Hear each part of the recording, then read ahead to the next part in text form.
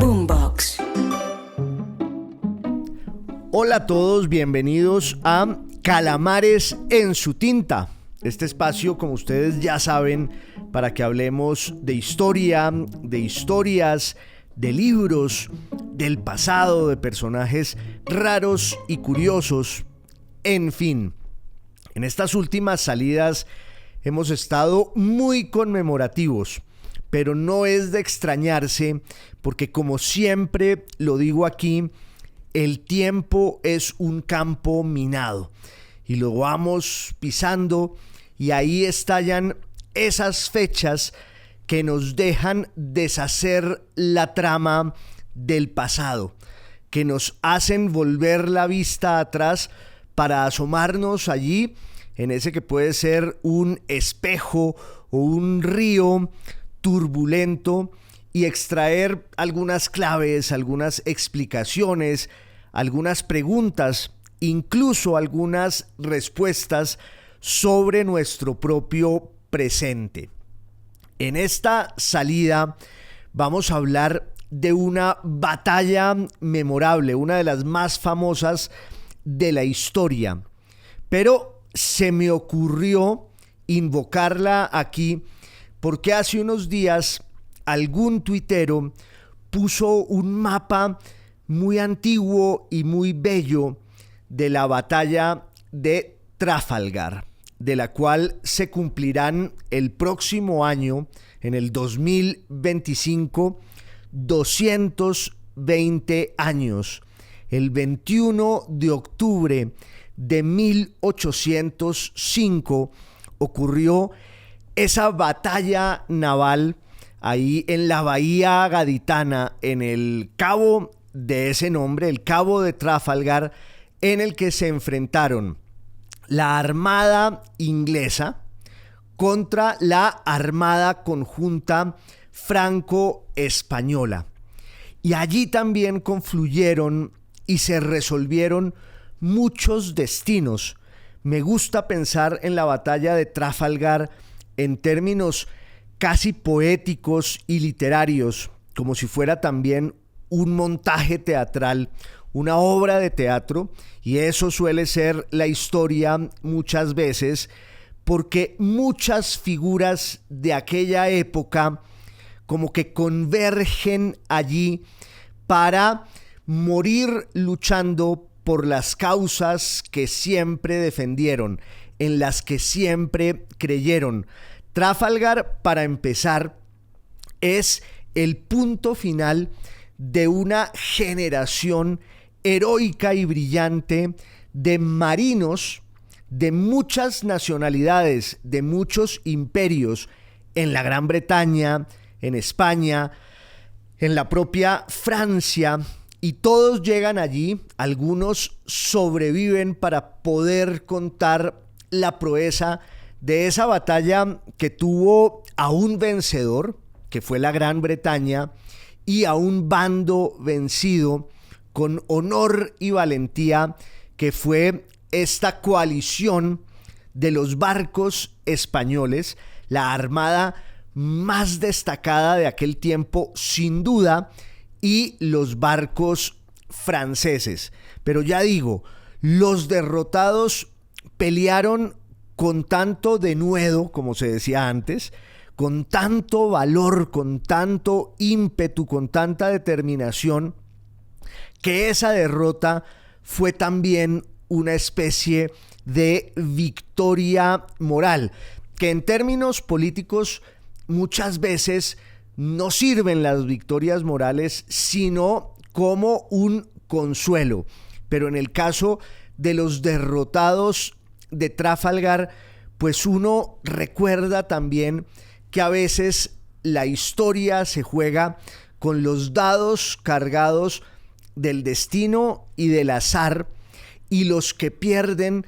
pueden extraer muchas más lecciones que los que se llevan la victoria. Entre otras, y pensando en ese nombre, el comandante de la armada que gana la batalla de Trafalgar, el almirante Horatio Nelson, que estaba en su navío de 74 cañones, el famoso HMS Victory, el barco de la victoria, pues es también como una suerte de victoria pírrica, porque Nelson, que era el gran héroe de los mares en Inglaterra, un imperio marítimo por excelencia, va a morir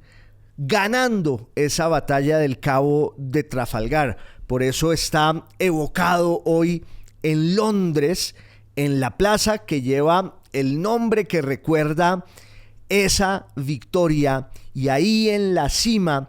casi fundido para la eternidad, en una estatua en bronce con los cañones de su propio barco, está Nelson oteando el horizonte, y oteando y avisorando e intuyendo los tiempos que vendrán, con su famoso catalejo que muchas veces ponía en el ojo que no le servía, porque además Nelson llega a la batalla de Trafalgar hecho realmente un guiñapo, un despojo, la ruina de un gran hombre que sin embargo se mantuvo en pie hasta el final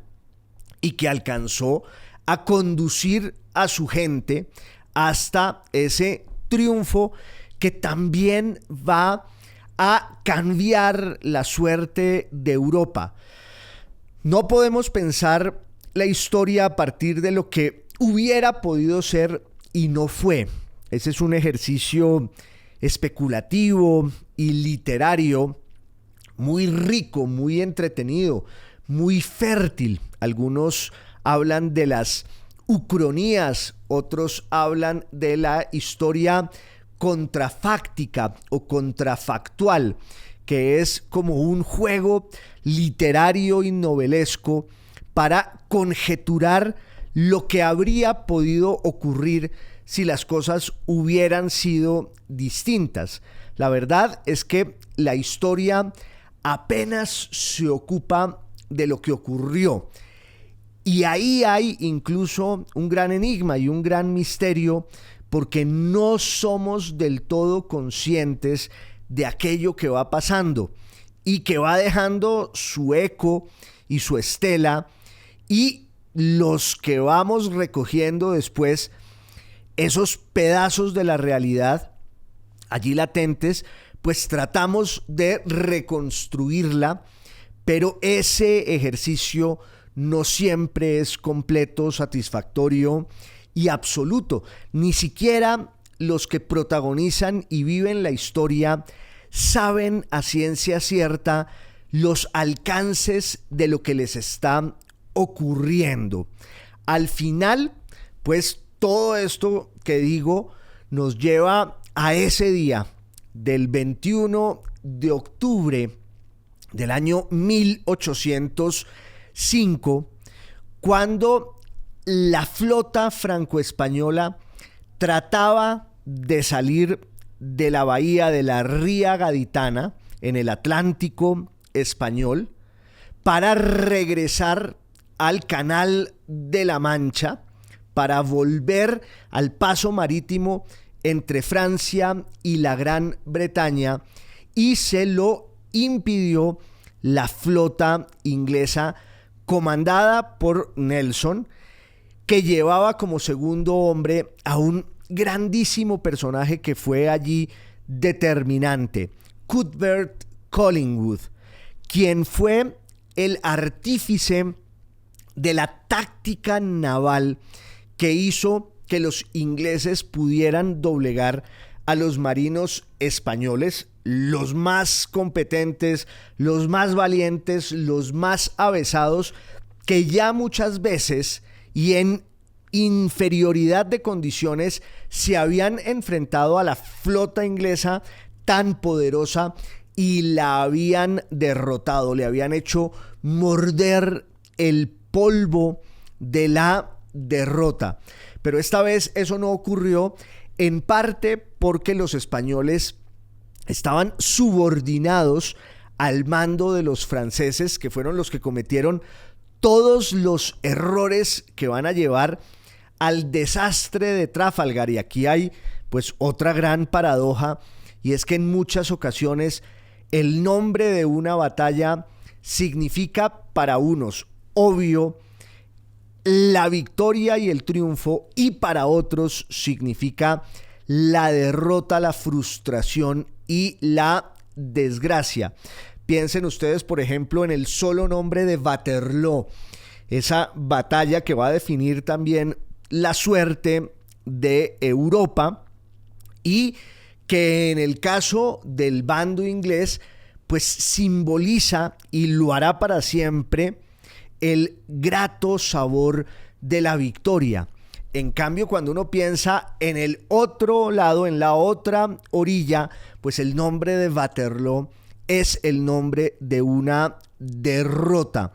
La esposa de Anthony Burgess, un grandísimo escritor inglés, la esposa de Anthony Burgess, que era francesa, le dijo un día: yo no puedo entender cómo ustedes, los ingleses, le dan el nombre de una derrota, la derrota de Waterloo,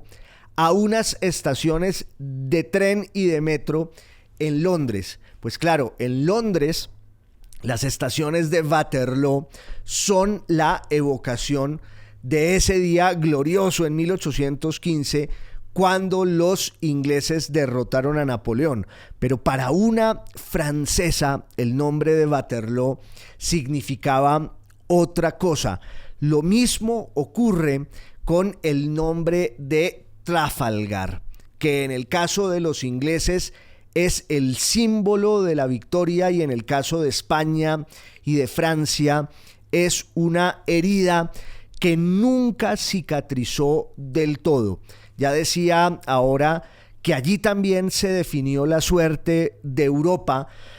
porque de haber ocurrido lo que planeaba Napoleón Bonaparte, pues la historia sucesiva habría sido muy distinta. No podemos imaginárnosla así, no tiene mucho sentido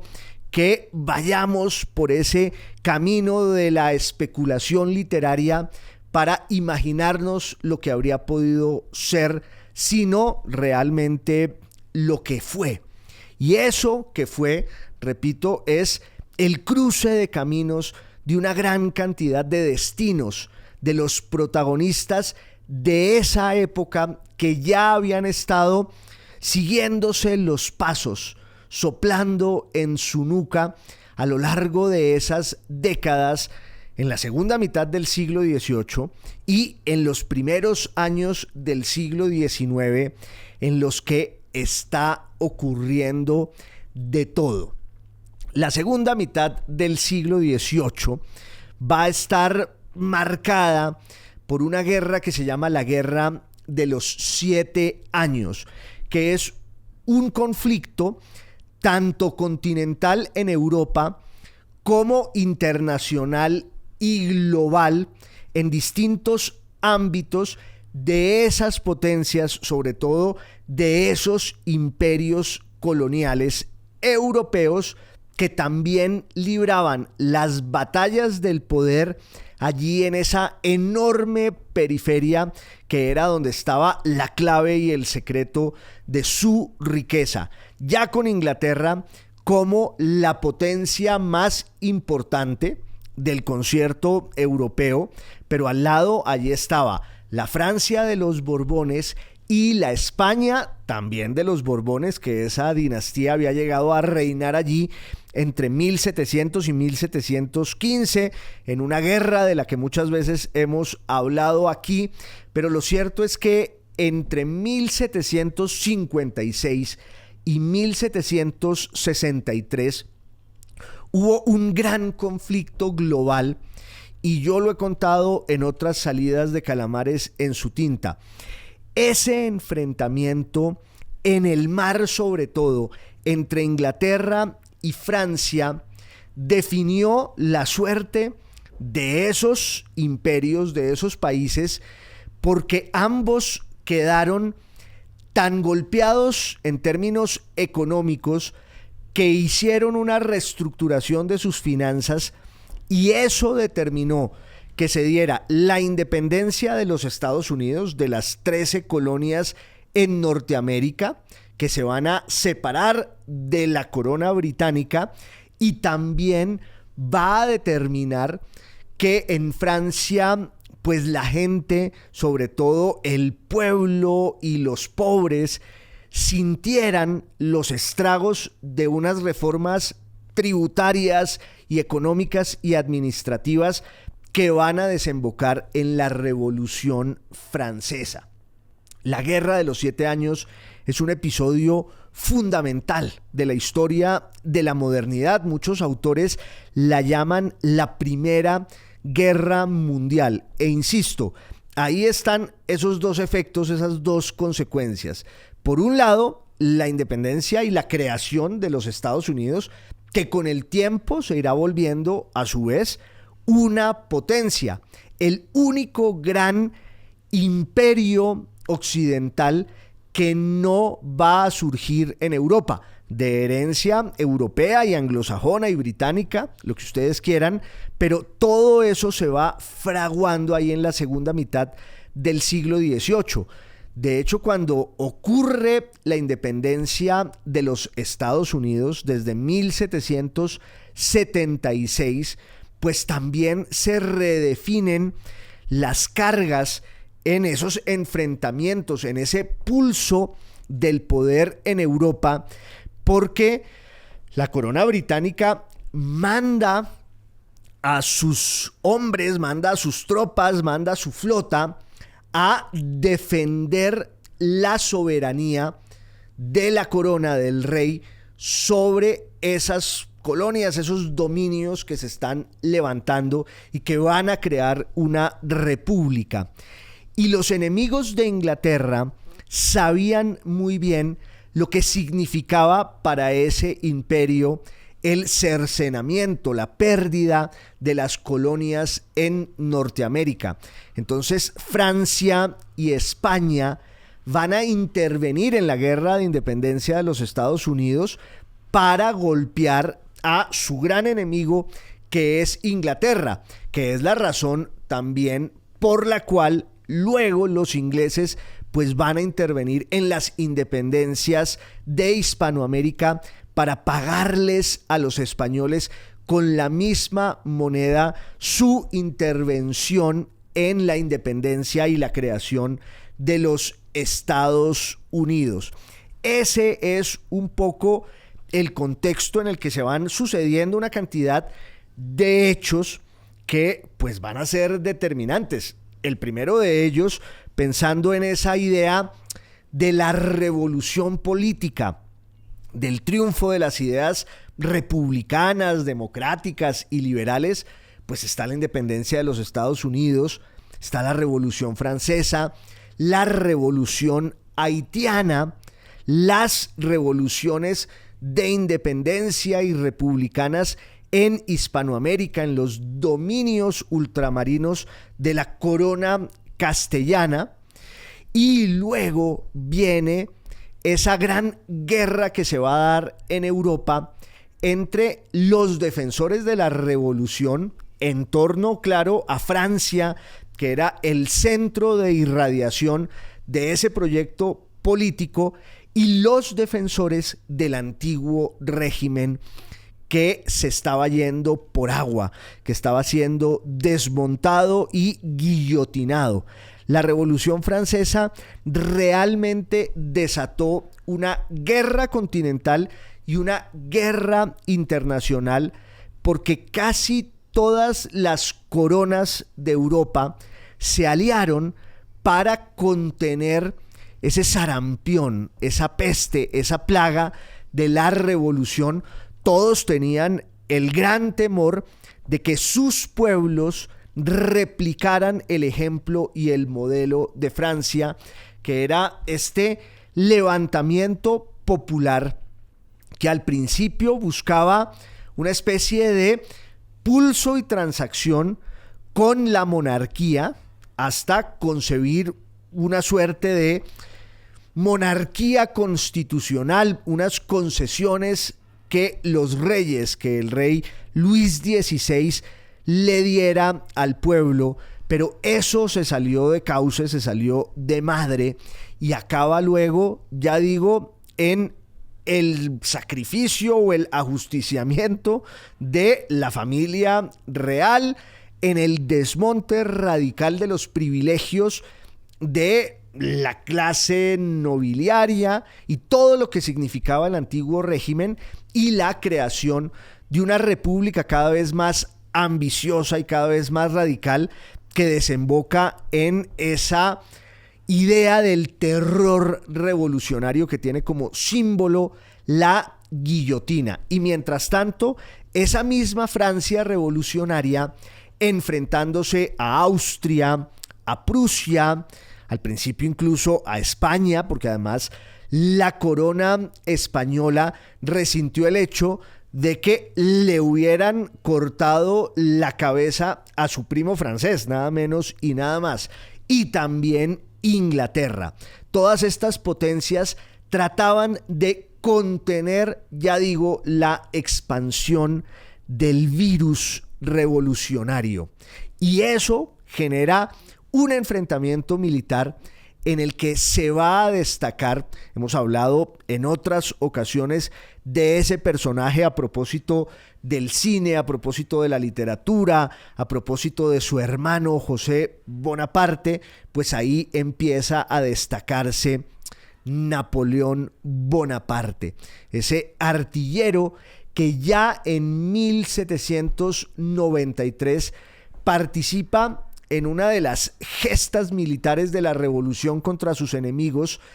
liberando el sitio de Toulon, allí en el Mediterráneo. Resulta que en el sitio de Toulon estaban los ingleses, estaba la flota británica, y allí ya aparece un personaje que se había integrado a la vida marítima desde muy temprano, desde los 13 o 14 años. Horacio Nelson, que llegó de la mano de un tío suyo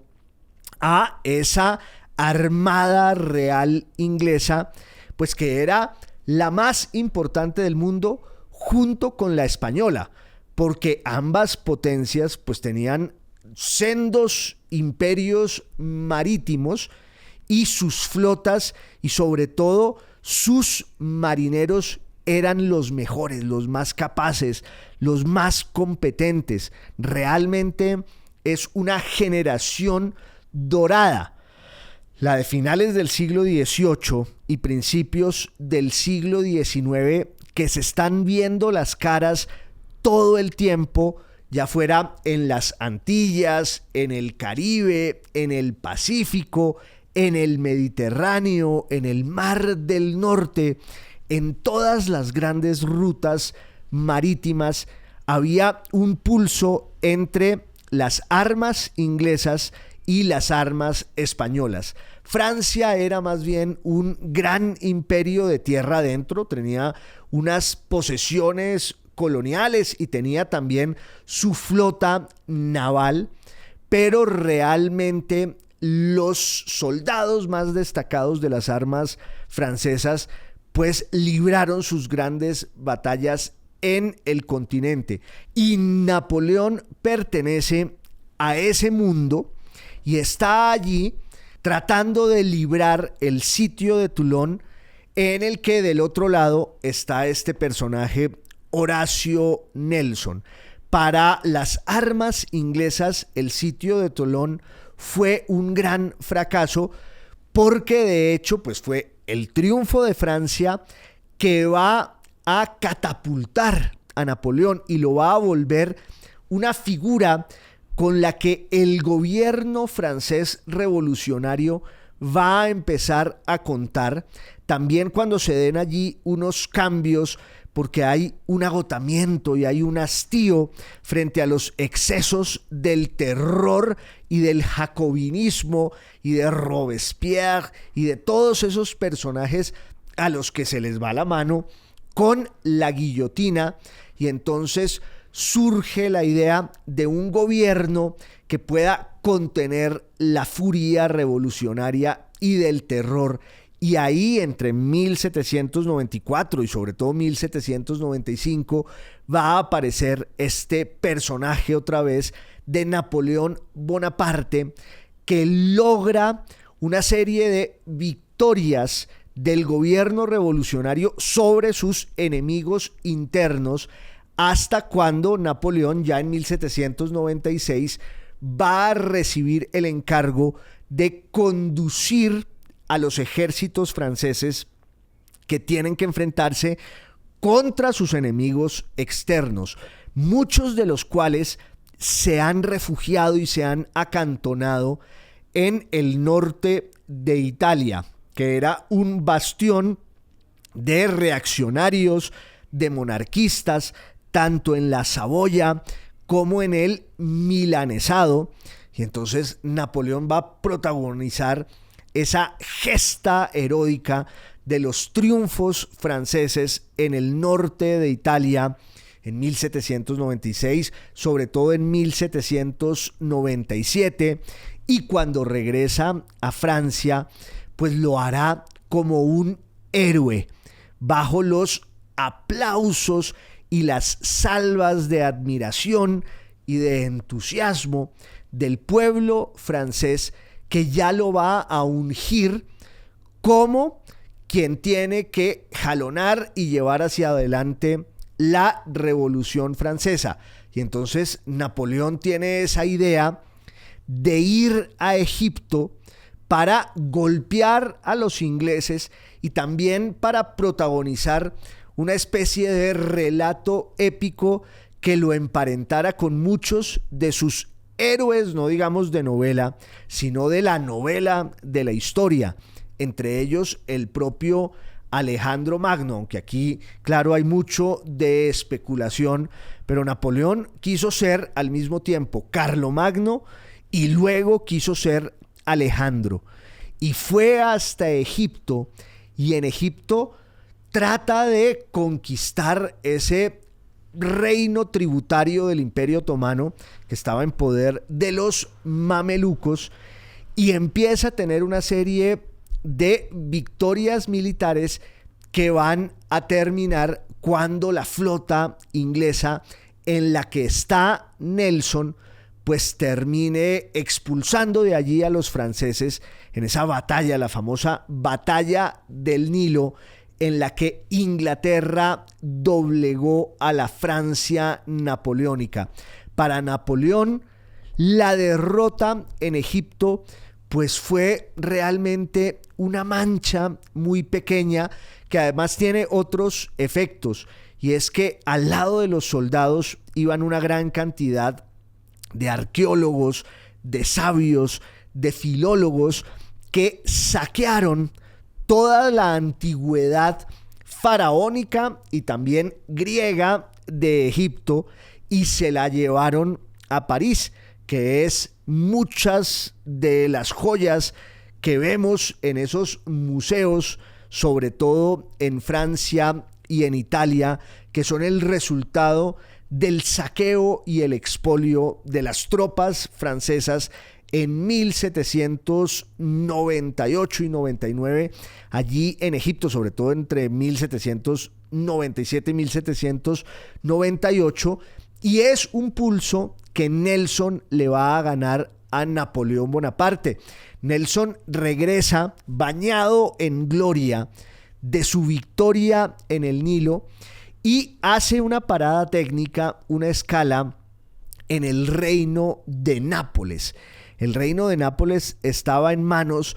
de un hijo del rey de España, de Carlos III, que se llamaba Fernando IV de Borbón, que se había casado con la hermana de María Antonieta, la malograda reina de Francia, casada con Luis XVI, que los dos fueron guillotinados y decapitados. Pues la hermana de María Antonieta, María Carolina de Austria, estaba casada con el rey Fernando de Nápoles, Y ellos estaban en contra, por supuesto, de la Revolución Francesa, lo que significa que estaban en una alianza tácita con Inglaterra. Por eso Nelson para allí en Nápoles y conoce, o se reencuentra más bien, con un personaje que va a ser determinante en su vida, que se llama Emilia o Emma Lyon, que ya para ese momento tiene el nombre de una gran señora, de una gran dama de la alta sociedad, porque se ha casado con el embajador inglés en Nápoles, que se llamaba William Hamilton, que era un personaje muy erudito, muy sabio, gran político, gran diplomático, un hombre muy mayor. De ese matrimonio queda un retrato muy revelador, entre otras, en ese libro de los viajes por Italia que escribió Goethe. Y Goethe deja el testimonio de lo que fue su encuentro en Nápoles con Emma Hamilton y su esposo William Hamilton. Él se la había llevado a ella desde Inglaterra para rescatarla del desprestigio y la desolación, porque Emma Hamilton en realidad venía de un mundo pues muy marginal y muy pobre,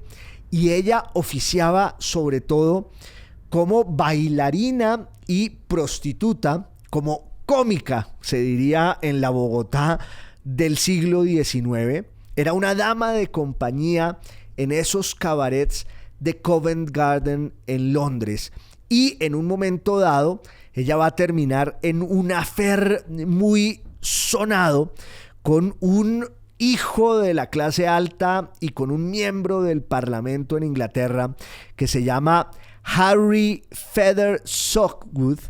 Y entonces ese es pues un affair escandaloso, un romance prohibido. Él tenía que casarse con una mujer de su misma condición, y entonces un gran amigo y medio pariente de él, que es William Hamilton, decide enamorarse locamente de Emilia Lyon, le propone matrimonio y se la lleva al sur de Italia, porque también existe esta figura, este ritual que va a ser muy importante en la definición del poder en aquel tiempo, del gran viaje. Esa idea de que los aristócratas alemanes,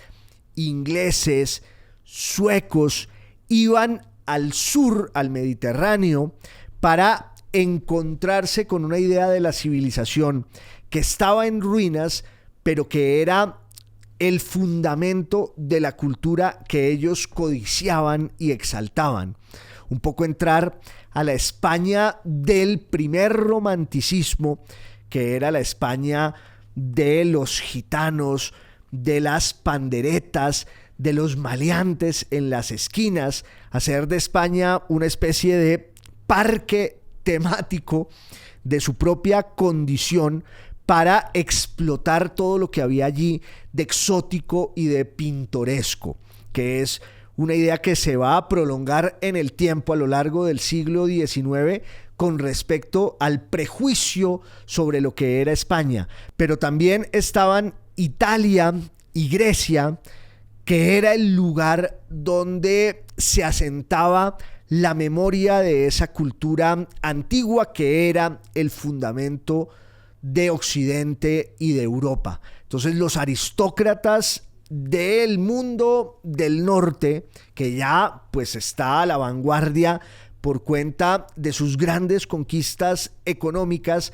los grandes dueños del poder de allí bajan al sur, bajan al Mediterráneo, como lo había hecho Napoleón tratando de llegar a Egipto, y ya dije, el resultado de eso es una especie de apropiación radical de unos tesoros arqueológicos que luego irán llegando a las capitales europeas, y eso va a detonar, va a desatar todo un proceso de descubrimiento y redescubrimiento de muchas versiones de la antigüedad, de sus idiomas, de sus religiones, que es lo que define a la ciencia y a las ciencias humanas en el siglo XIX. Pero el caso de los grandes viajeros del norte por el Mediterráneo pues tiene a unos protagonistas, y allí está, por ejemplo, William Hamilton, que iba a Nápoles y mandaba una gran cantidad de tesoros romanos que iban a las casas de los aristócratas en Londres, en la campiña inglesa, que empieza a ser ornada con todos esos tesoros arqueológicos que mandan los embajadores desde esos países. William Hamilton se vuelve una especie de proveedor oficial de las antigüedades romanas e italianas ahí en Nápoles. No nos olvidemos de que hacía muy poco se había descubierto otra vez la ciudad de Pompeya,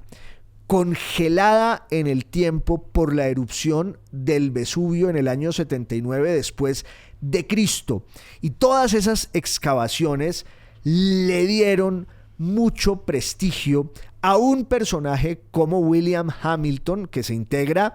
a esa obsesión por desenterrar el pasado romano que estaba sobre todo en esa región, en la Campania.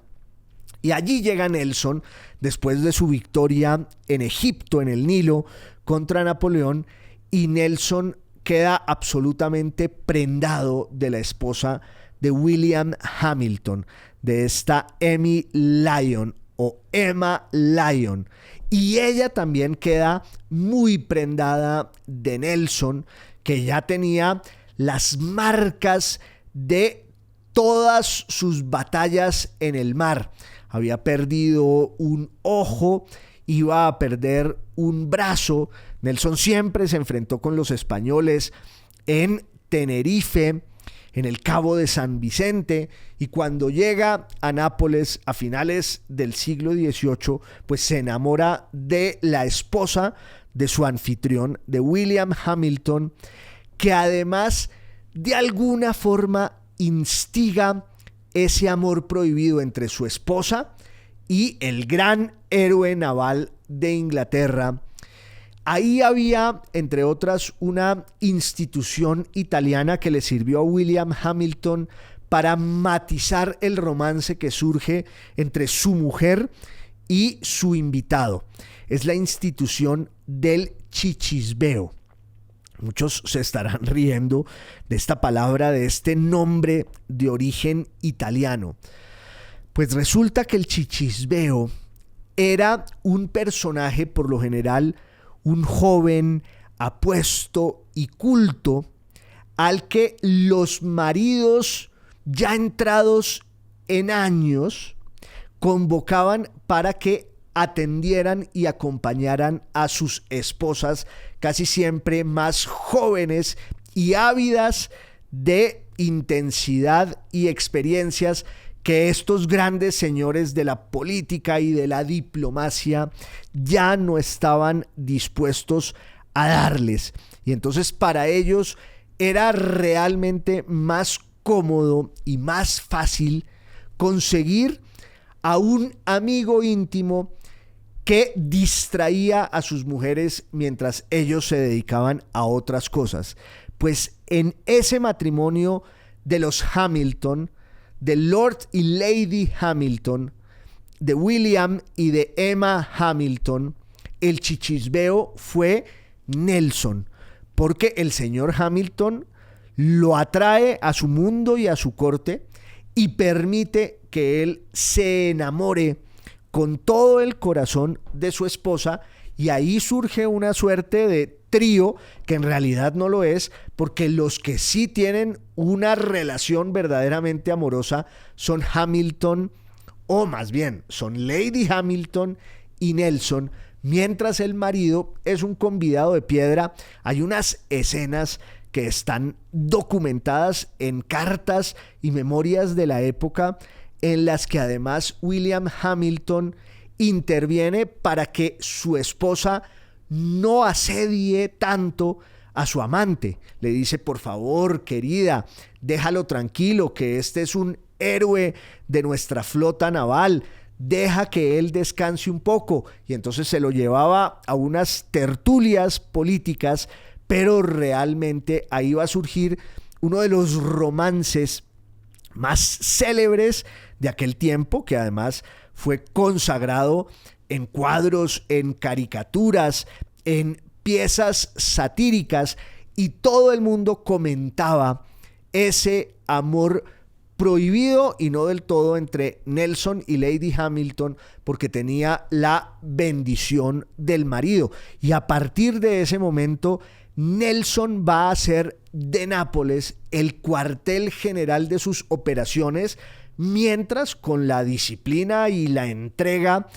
que lo caracterizaron siempre, pues él acude al llamado de su país cuando tuviera que volver a los barcos para enfrentarse contra sus enemigos. Eso va a cambiar un poco entre 1802 y 1803, porque va a haber una tregua entre Inglaterra y Francia y entre Inglaterra y España. Una tregua que los diplomáticos de Napoleón ayudaron a urdir y a organizar, ya cuando Napoleón además se había adueñado de todo el poder en Francia. Ya había pasado de ser un gran general y un gran soldado, luego integrado al gobierno francés, al directorio, luego se había vuelto cónsul y ya muy pronto iba camino a ceñirse la corona de emperador de Francia y dueño de Europa entre 1804 y 1805. Pero un poco antes, en 1802 y 3, Napoleón está en una tregua con Inglaterra, la famosa y fallida y muy corta Paz de Amiens, que se rompe justamente en 1803, y a partir de 1804 vuelven otra vez las hostilidades. Y en esas hostilidades tenemos a Inglaterra de un lado y la alianza entre la corona española y Napoleón Bonaparte. La corona española abandonó sus prevenciones frente a la Revolución Francesa y, de la mano del gran político español de aquel tiempo, que era Manuel de Godoy, los españoles se montan en el barco de Napoleón y crean una coalición. Y cuando digo que se montan en el barco, no es una figura, porque se crea una especie de flota conjunta entre los marinos españoles, que eran los mejores, y los marinos franceses, que estaban por encima de los españoles. La gran idea de Napoleón en 1804 y 5 es conquistar Inglaterra. Él tenía muy vívida la herida de la derrota de las armas francesas en el Nilo, pero él sabía que si no neutralizaba a los ingleses no iba a lograr nada, y esa fue su obsesión, repito, entre el año 4 y el año 5. Y entonces él lleva a todos sus hombres a la frontera en el mar, ahí en el estrecho, en el paso de Dover o de Calais, entre Francia e Inglaterra, y tiene la idea de entrar a las Islas Británicas como sea. Le proponen un desembarco aéreo con globos aerostáticos. Un americano de apellido Fulton le propone, ya lo había mencionado yo de pronto aquí en alguna salida, un submarino que se llama el Nautilus, para que los franceses lleguen debajo del mar y sorprendan a los ingleses. Y a Napoleón se le ocurre una idea que él creyó que era muchísimo mejor, infalible, y es que va a lanzar a la armada franco-española hacia el Caribe o a cruzar el Atlántico para convencer a los ingleses de que esa armada va a golpear sus dominios en el mar de las Antillas. Y entonces la idea era que, como un anzuelo, la flota franco-española salía navegando hacia el occidente y los ingleses se les iban detrás, y en un momento dado la flota franco-española giraba en redondo, o por lo menos daba toda la vuelta, media vuelta, y llegaba hasta el estrecho donde estaba Napoleón esperándolos, se montaba en esos barcos, cruzaba el canal y conquistaba Inglaterra. El plan iba perfecto en 1805, pero una decisión de Charles-Pierre Villeneuve, que era el comandante de la flota conjunta franco-española, lo cambia todo, y Napoleón nunca entendió ese error, esa estupidez, porque en efecto la flota franco-española da media vuelta, lleva a los ingleses detrás persiguiéndolos, los ingleses miran sorprendidos ese giro que hace la flota conjunta, y la idea, repito, era que esa flota llegara al paso marítimo entre Francia e Inglaterra. Ahí en Brest estaba Napoleón esperándolos, pero Villeneuve dio la orden de bajar primero al cabo de Trafalgar, o más bien de bajar primero al astillero de Cádiz para reponerse allí y volver a subir luego. Y esa fue una decisión que la historia comprobaría como una gran idiotez, como una gran estupidez, porque los franceses y los españoles se apostaron en la bahía gaditana esperando que hubiera mejor tiempo para volver a salir, y ahí los encerraron los ingleses. En un momento dado,